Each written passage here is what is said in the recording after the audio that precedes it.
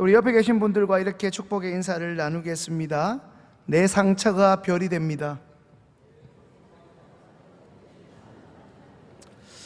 맛있게 식사하셔놓고 인사는 하기 싫다는 거죠.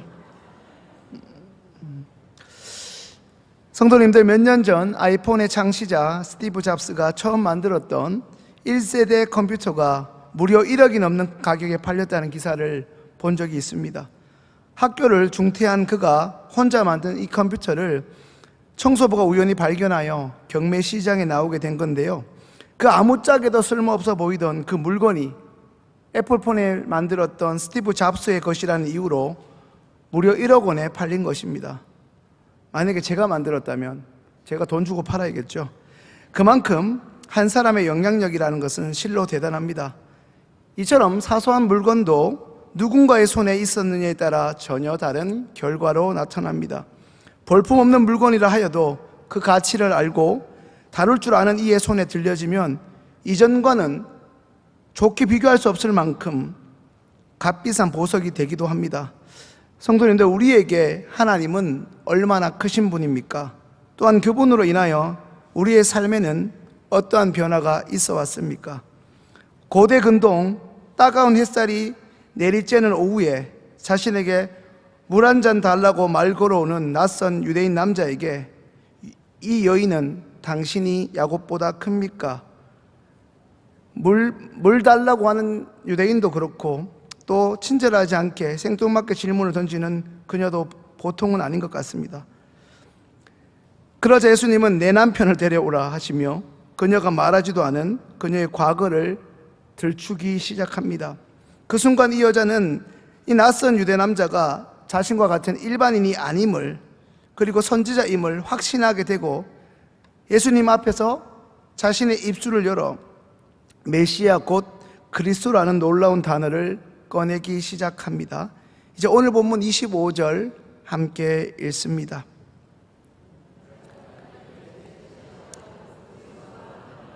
우칠 줄을 내가 아노니 그가 오시면 모든 것을 우리에게 알려주시리이다. 아멘.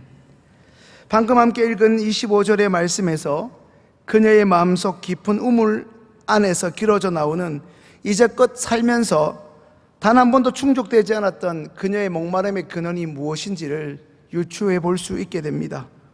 어쩌면 그녀의 깊은 삶의 고백이라 할 수 있겠습니다. 메시아 곧 그리스도가 하는 이가 오실 줄을 내가 아노니 그가 오시면 모든 것을 우리에게 고하시리다. 이 본문을 표준 세번역과 현대인의 성경 그리고 공동번역을 통해 한번 같이 읽겠습니다. 먼저 세번역입니다. 여자가 예수께 말했다. 나는 그리스도라고 하는 메시아가 오실 것을 압니다. 그가 오시면 우리에게 모든 것을 알려주실 것입니다. 이제 현대인의 성경입니다. 그리스도라는 메시아가 오실 줄을 나는 알고 있습니다. 그분이 오시면 모든 것을 우리에게 설명해 주실 것입니다. 아멘. 바로 이것입니다. 그녀는 자신의 조상으로부터 들어왔던 그 메시아를 정확하게 기억하고 있었고 지금도 그 메시아를 기다리고 있습니다. 우리 할머니와 어머니가 내 귀에 못이 박히도록 말씀하셨던 그 메시아를 만나기만 하면 그동안의 내 인생의 내 굴곡질 인생이, 남자로부터 체험받지 못하던 내 인생이, 사람들의 수근수근거림으로부터 갇혀있던 내 인생이 그 메시아 주님이 오시면, 메시아가 오시는 그때가 되면 달라질 수 있을 텐데 라고 말입니다. 그때 이 여인의 하소연 같은 이야기를 듣고 계시던 예수님이 말씀하십니다. 요한복음 4장 26절 말씀을 공동번역으로 읽습니다. 예수께서는 너와 말하고 있는 내가 바로 그 사람이다 하고 말씀하셨다. 너와 말하고 있는 내가 바로 네가 말했던 그 사람이라고 말입니다. 어머나 세상에, 이렇게 놀랄 수 있겠죠. 처음에는 일평생 힘든 인생을 살았던 이 여자의 수치스럽고 고통스러운 과거를 끄집어내는 것이 결코 유쾌한 일이 아니었으나 그녀의 범상치 않은 질문에서 시작된 그녀의 인생의 깊은 목마름에서 이어지는 그녀의 신앙 고백은 예수님의 의도적으로 사마리아로 오신 것이 그저 인간들 입에 오르락내리기 좋은 파격적 이벤트가 아니라 사랑하는 이를 회복시키려는 창조주 하나님의 마음을 뭉클하게 했습니다. 그녀의 아프고 소중한 독백을 진지하게 애처롭게 경청하시던 하나님이 보내신 자 예수 그리스도께서 이제 그녀에게 이와 같이 대답합니다. 요한복음 4장 26절 현대인의 성경으로 함께 읽습니다.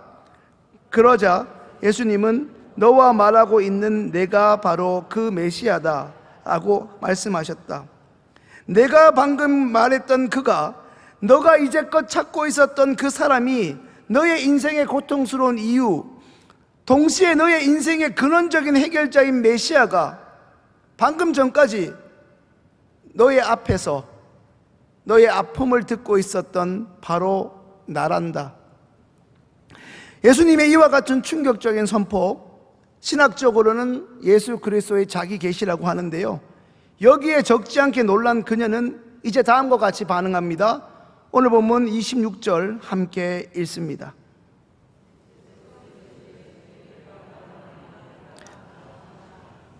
제가 본문을 잘못 드렸네요. 28절 제가 한번 읽어드리겠습니다. 오늘 요한복음 4장 28절 제가 한번 읽어드리겠습니다. 여자가 물동이를 버려두고 동네로 들어가서 사람들에게 이르되, 28절 말씀인데요, 여자가 물동이를 버려두고, 여자가 물동이를 버리다니요, 어떻게 된 일입니까? 마실 것이 넘쳐나는, 편의점만 가도 마트만 가도 마실 것이 넘쳐나는 자판기에 돈만 넣어도, 요즘엔 자판기에 카드가 되는 거 아십니까? 카드만 넣어도 자판기에 마실 것이 넘쳐나는 오늘날을 살아가는 우리도 이 물은 필수로 마셔줘야 하는데, 2000년 전, 그것도 중동사회에서 여기가 사실 말이지, 여기가 사실 말이 땅이지, 사막과도 같은 그곳에서 어쩌면 물은 생명의 젖줄이 아니겠습니까? 그런 물동이는 버려야 될 것이 아니라 절대적으로 사수해야 되는 그런 것이 아닙니까? 결코 버려서는 안 되는, 영어 잘하는 제가 영어를 쓰자면 머스트 아이템이 아닙니까? 결코 저는 황대신 목사님을 쳐다보지 않겠어요?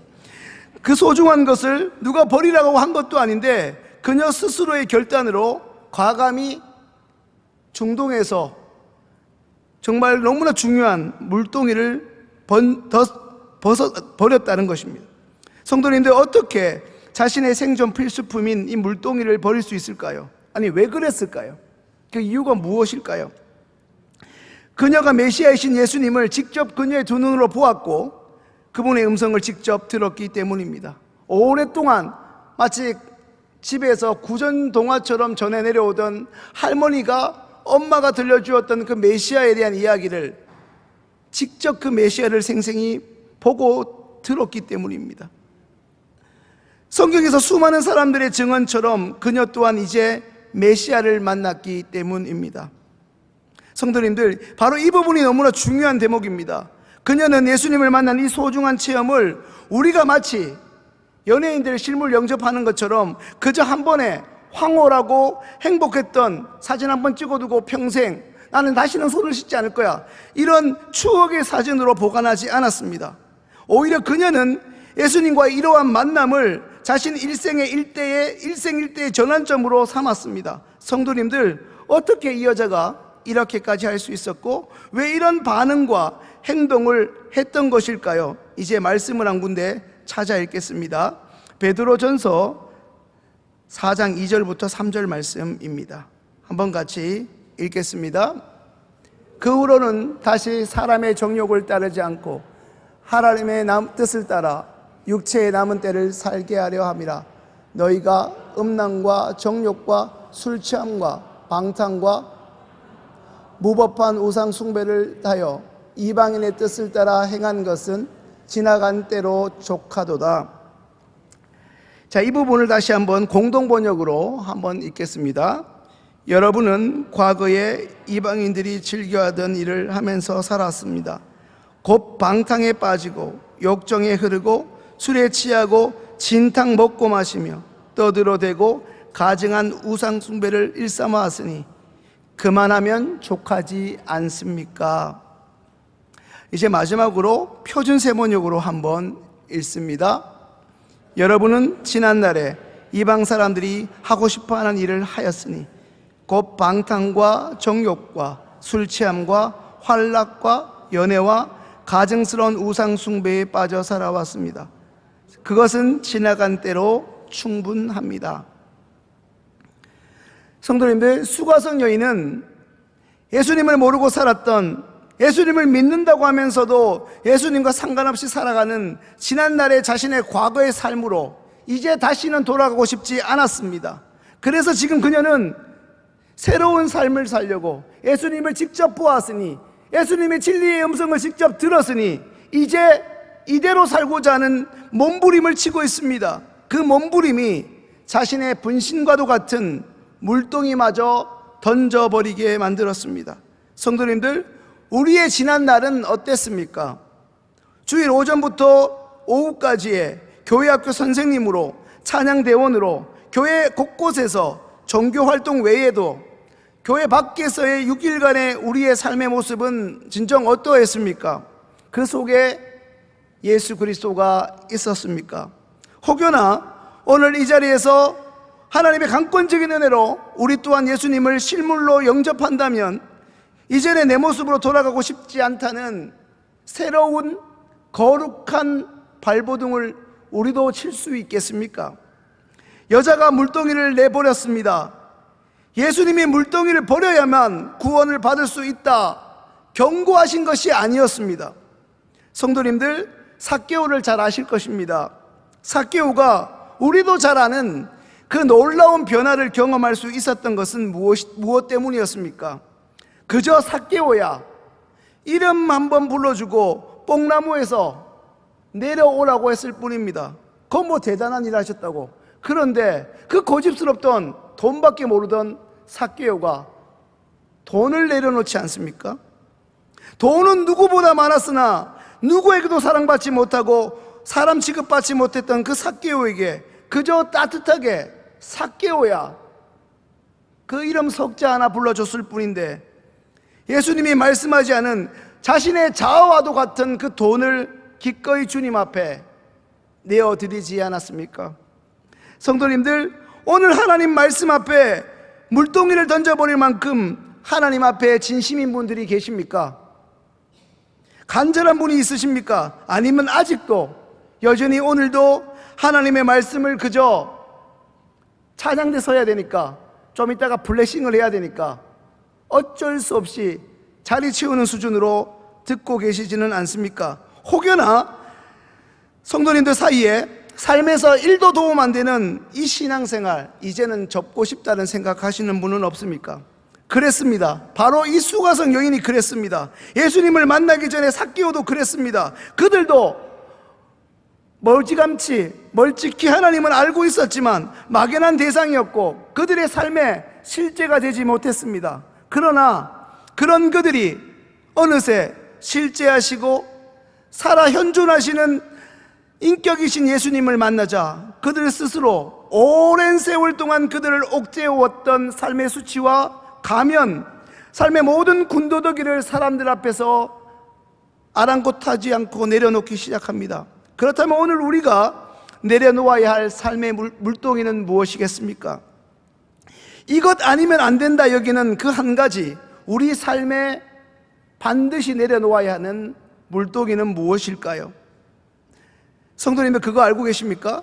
그 물동이가 지금 저와 여러분들을, 우리 성도님들을 지탱해주고 여기까지 지켜준 것도 사실이지만 어느 순간부터는 그 물동이가 하나님 가까이 나아가지 못하게 우리의 발목을 굳게 붙잡고 있었다는 사실입니다. 지금 내려놓으라 말씀을 드려도 성도님들이 동의하지 않고 마음이 동하지 않으면 결코 내려놓을 수 없습니다. 생각해 보십시오. 내가 그것을 그렇게나 사랑하는데 어떻게 버릴 수 있겠습니까? 저는 오늘 성도님들의 물동이가 무엇이 되었든 버리라 말씀드리지 않습니다. 다만 한 가지 도전하고 싶습니다. 오늘 본문의 수가성 여인이 이 물동이를 어떻게 버릴 수 있었는지 거기에 집중해 보자는 것입니다. 그 비결이 무엇입니까? 그녀는 예수님을 만났습니다. 지난번에 조혜련이 말했던 것처럼 남녀 호랭개코에 빠져있던 조혜련이 누구보다 화려한 삶을 살았던 그 조혜련이 말했던 예수님을 만났습니다. 그녀의 어머니도 예수님을 만나지 않았습니까? 마찬가지인 것처럼 사람들 사이에서 수군수군거림의 대상이었던 바로 이 여자가 예수님을 만난 것입니다. 성도님들, 우리가 교회 출입을 왜 하는 것일까요? 기독교를 구원의 종교라고 말하지 않습니까? 여기서 말하는 구원은 다름 아닌 하나님을 만나는 것입니다. 하나님의 아들 예수 그리스도를 만나 내 인생이 이전과 전혀 다른 방향과 다른 목적으로 바뀌게 된 것을 경험하게 되는 것이 성경에서 말씀하는 구원이자 우리가 매주 이 자리에 나오는 이유입니다. 다시 한번 말씀드립니다. 구원은 오늘 우리처럼, 저도 하나님을 만나지 못한 채 설교한다면 그냥 사역 활동이 되겠죠. 하나님 모른 채, 하나님 없이 우리가 찬양대를 한다면 그것 또한 종교 활동일 따름입니다. 어쩌면 우리는 젊은 애기 엄마들이 문화센터에 가는 것처럼 종교센터에 와 있는지도 모릅니다. 예수가 빠진 모든 활동은 그러합니다. 구원은 단순히 종교 활동을 뛰어넘습니다. 잘 알고 계신 것처럼 수가성 여인은 이전에 남편이 5이 있었습니다. 혼인신고를 5번이나 하고 살았고 지금 혼인신고는 하지 않았지만 서로 썸을 넘어 의지하는 남자가 또 있었습니다. 결혼의 횟수가 남자가 바뀐다고 해서 혹은 여성이 달라진다고 해서 인생의 행복을 가져주지 못한다는 말입니다. 당시 여성들에게는 이혼의 결정권이 없었습니다. 일방적으로 결혼당했고 일방적으로 이혼을 통보받아야 했습니다. 어쩌면 그 당시의 여자들은 피해자였습니다. 이유가 어찌되었든 그녀는 지금 적지 않은 과거의 결혼으로 인해 사람들의 입술에 마치 안주처럼 도마 위에 빈번히 올라와야 했었고, 그로 인해 사람들의 시선과 수근수근거림이 이 여자로 하여금 사람이라면 지겹다, 사람이라면 무섭다고 피하도록 했습니다. 급기야 이 여인은 스스로 사회적 고립을 선택했습니다. 사람을 통해, 남자를 통해 행복을 찾으려던 한 여자가 오히려 그 사람 때문에 상처받았고 오랫동안 방황했습니다. 그랬던 이 여자가 모든 인간을 지으신 하나님이신 예수 그리스도를 만나게 되면서 고통과 방황이라는 인생의 긴 터널에서 벗어나게 됩니다. 자, 계속해서 말씀에 집중하면서 이 여인의 변화의 동선을 추적해 보겠습니다. 성도님들, 물동이를 버려둔 이 여인이 한 일이 무엇입니까? 동네에 들어가 사람들에게 이르되 와 보라, 이는 그리스도가 아니냐 하니, 바로 오늘 이 말씀을 준비하면서 읽고 또 읽어도 흥분되고 온몸에 정률이 생기는 부분은 바로 이 부분입니다.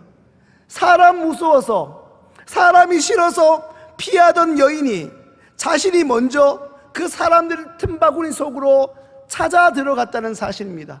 사람들의 수군수군이 싫어서, 사람들의 그 입모양이 싫어가지고 사람이 피해서 숨었던 이 여자가 사람들이 바글바글 거리는 곳으로 뛰어 들어갔다는 사실입니다. 이건 보통 일이 아니라 엄청난 일입니다. 가히 놀라운 일이고 말 그대로 기적입니다. 성도님들, 사람에게 일종의 트라우마가 생긴 사람은, 사람한테 사기당하고 사람한테 배신당해서 일종의 트라우마가 있는 사람은 웬만해서는 사람 말을 믿지 않습니다. 웬만해서는 다른 사람과 말을 섞지 않지요. 그러니 사람들 앞에 서게 될 기회 자체를 만들지 않습니다. 그런데 이처럼 사람 앞에 트라우마가 있고 노이로제가 있는 이 여자가 부러 사람을 찾아가고 사람들 앞에 기쁘게 서게 되었습니다. 무엇을 가지고 섰습니까? 복음을 가지고 말입니다. 수가성에 살던 이 여인에게 복음은 다름 아닌 본인이 경험한 생명이었습니다. 예수님이 날 만나주셨다, 나의 아픔과 수치를 치유하셨다는 그녀의 생생한 증언이요, 꾸밈 1도 없는 메이크업 1도 하지 않은 민낯 그 자체였습니다. 그 자체의 고백을 하나님께 그리고 사람들 앞에 보여준 것입니다. 이 여자는 본인이 예수님을 만났으니 그것만으로 너무나 좋고 기쁘고 들떠서 복음을 전한다, 그렇다 칩시다.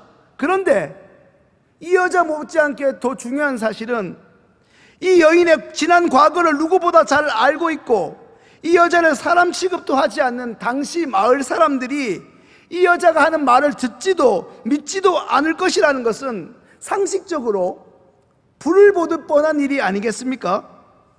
그런데 30절과 39절을 주목해 보십시오. 오히려 그동안 사람들을 피하던 이 여자가 너무나 당당하게 자신이 그녀의 입술을 열기 시작하니 사람들이 저 여자 웬일이야, 말을 해, 나하고 눈을 마주쳐. 놀란 동네 사람들이 도대체 저 여자가 어쩐 일로 말을 하는지 한번 들어보자는 것이죠. 호기심을 가지고 주목하기 시작했고 한 사람씩 예수님께 모여들기 시작합니다. 심지어 39절에서는 수가성 여인의 말, 다시 말해 예수님을 만난 그녀의 생생한 증언으로 인해 같은 사마리아 사람들이 주님을 믿게 되었다 말씀합니다. 이 정도면 조혜련이 얘기했으면 아멘 했을 텐데 같은 교회니까 아멘 하지 않는군요. 한마디로 예수님을 만난 그녀의 인생은 드라마틱하게 반전을 경험합니다. 사람을 피하던 인생에서 하나님 모르는 인생을 하나님께 인도하려고 하는 사람을 주목하는 인생으로 놀랍게 바뀐 것입니다. 그토록 고대하던 메시아이신 예수 그리스도를 만나고 나니 이제 사람들의 손가락과 사람들의 그 입술이라는 비난과 시선은 아무것도 아닌 것처럼 바뀐 것입니다. 하나님의 사랑에 푹 잠기니 더 이상 사람들의 말이 들리지 않게 되었고, 자신을 향한 사람들의 시선이 별것 아니구나, 도리어 하나님 없이 사는 이웃과 동네 사람들이 너무나 불쌍하게 여겨진 것입니다. 그래서 그녀는 마음이 급해진 것이지요. 할 수 있는 대로 복음을 전하고 예수 그리스도를 소개하는 제2의 삶, 사명자의 삶을 살게 되었습니다. 한마디로 상처와 수치뿐인 그녀의 인생이 복음을 전하는 별과 같은 인생, 다니엘서의 말씀대로 많은 사람을 옳은 대로 인도하는 인생으로 바뀌게 된 것입니다. 오늘 이 자리에 나온 우리 한 사람 한 사람도 3시에 있게 될 블레싱에 참석할 우리도 이런 인생으로 쓰임받아야 하지 않겠습니까? 성도님들 들어보셨지요? 상처와 별은 영어로 한 글자 차이라는 것을요. 상처는 스카, 별은 스타입니다. 이 정도는 제가 발음해도 알아들으시겠죠? 스타와 스카, 그 차이, 한 글자 차이입니다. 말장난 같지만 C에서 T로 바뀐 것밖에 아닌데, 오늘 우리가 만나고 있는 이 여인, 우리 예수님이 만나주신 이 여자는 스카에서, 상처 뿌린 인생에서 스타로, 별과 같은 인생으로 옮겨진 삶을 살았던 사람입니다. 말씀을 정리합니다. 지난 세월 우리 성도님들이 그렇게 찾고 찾았던 그 대상이 바로 예수님임을 인정하고 받아들이고, 이제 우리가 동네로 나아가, 우리 주변으로 나아가 하나님의 복음을 선포하는 자들로 새롭게 설 수 있기를 주님의 이름으로 축원합니다. 지금까지의 우리의 상처가 우리의 마음속에서 골마 터지지 않고 주님을 만나 그 상처가 치유되어 상처 입은 치유자로서 새롭게 서게 된 것처럼 앞으로의 우리의 삶이 하나님 보시기에 많은 사람들을 주님께 인도하는 별과 같이 반짝반짝 빛나는 삶이 될 수 있기를 주님의 이름으로 축원합니다. 기도드리겠습니다. 참 좋으신 하나님 감사합니다. 복된 날을 주시고 은혜 가운데 우리를 붙잡아 주시니 감사합니다. 벌써 2025년 9월의 둘째 주 예배를 오전부터 오후까지 하나님 잘 드리게 하시고, 그 가운데 은혜 받은 성도들 또 통하여 하나님 나라를 새롭게 세워가시니 감사합니다. 오늘도 우리에게 귀 있는 자는 들으라 말씀하시니, 듣는 귀가 있는 자들은 삶이 먼저 놀랍게 변화되어 우리 주변에 하나님을 모르는 자들에게 오늘 이 수가성 여인처럼 사람 무서워서 사람을 피했는데 이제 하나님 모르는 사람에게 하나님을 증거하는 복된 인생으로 새롭게 서는 놀라운 변화의 축복을 허락하여 주옵소서. 예수님의 이름으로 기도합니다. 아멘.